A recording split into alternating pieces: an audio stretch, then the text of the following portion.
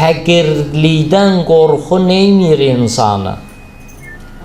Mənim Allahın vacibatın yerinə yetirməməyim, xums verməməyim, zəkat verməməyim, sədəqə verməməyim, yetimin payın verməməyim, qohumlardan bəzilərin nəyi var boynumuzda?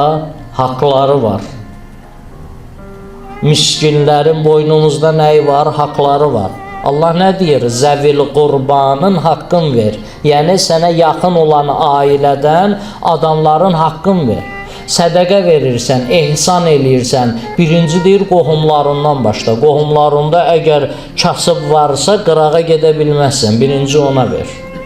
Oradan başla. Gözünün qabağındadır da bu. Buradan başla deyir. İndi insan bunları niyə vermir? Mənim pulum azalar. Bu nədir? Bu fəqirlik qorxusudur. Mən fəqirləşərəm, fəqir olaram. Bu qorxudur.